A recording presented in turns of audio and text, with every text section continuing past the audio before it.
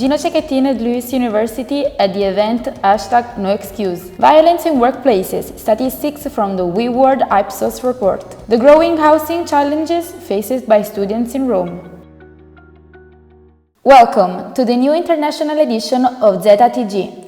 We are here to deliver today's top story. I am Ludovica Bartolini. And I am Andrea Zeta. In light of November 25, Gino Cecchettin shared his powerful testimony on gender-based violence at Lewis University's at #NoExcuse conference. Rosita Laudano reported the event for us. Here at Viale Romania campus, Lewis University hosts a very special guest. 19 November is only some days away from the 25, the Italian National Day Against Gender Violence. On the 11th, there was the anniversary of the loss of Giulia Cecchettin. In honor of her memory, her father Gino is here at the Dome to present the foundation that brings her name. Prendendo le sue parole, la violenza non è una questione privata, ma è un fallimento collettivo. Come la società di oggi continua a fallire. Perché è un processo che è radicato e, come tutte le cose radicate, hanno bisogno di tempi e metodi per essere riconosciuti e in qualche modo combattuti. No excuses is the hashtag chosen by the organizers. There is no justification left for gender violence. The focal point is sensibilization among young people that need an emotional and sexual education, from which they can learn respect, freedom and what it really can mean to love. Ecco, quello che mi addolora è che Giulia non ha potuto nel suo istante di vita, nell'ultimo istante di vita, vedere qualcuno che amava vicino a lei. Questo è mi addolora. The death of 15-year-old Lari Maranarolo raises new questions. While an autopsy revealed unusual circumstances around her hanging, her mother has now come forward, stating that she knows who was responsible for his daughter's death. She has provided names to the investigator, claiming that the house was found in disarray with intimate clothing scattered around. Authorities are intensifying the investigation into possible foul play and bullying, with the family calling for justice. Advances, glances, physical abuse. The landscape of violence episode on workplaces is variegated and women are the most usual victims. Lisa Duso will tell us more about it.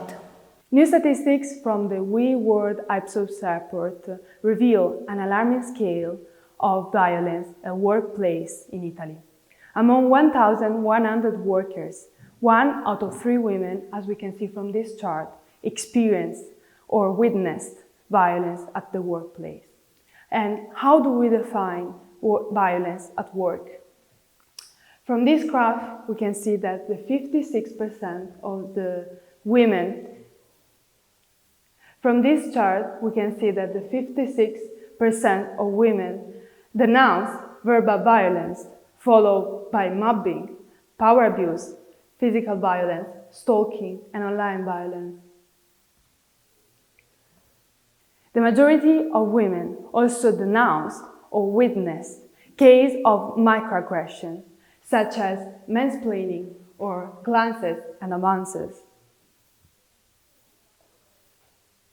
Male bosses and male co-workers are the main perpetrators of these acts of violence, followed by male clients and female co-workers.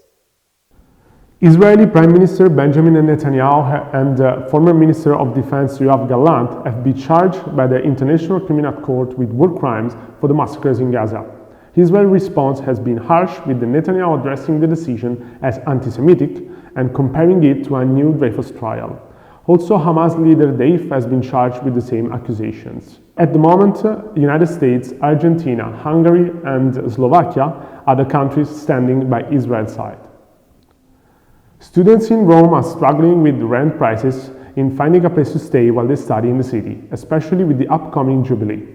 Gisem Daver and Giulia Tommasi will tell us more about it. One of the main problems of university students in Rome is to find housing. Finding a house in Rome is very difficult. It is very hard here in Rome. I think we all know it. Italy started the National Recovery and Resilience Plan initiative with purpose to make the country more sustainable and inclusive.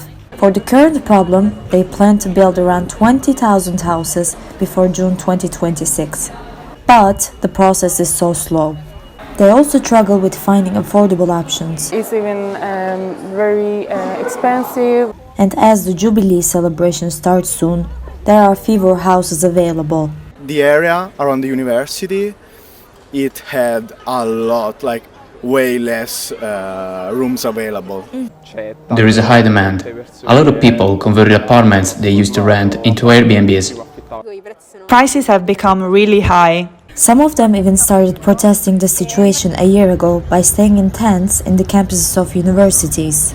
In general, there is not a culture in Rome of like helping students to find a room or making it more available via, I don't know, stimulus from the government, etc.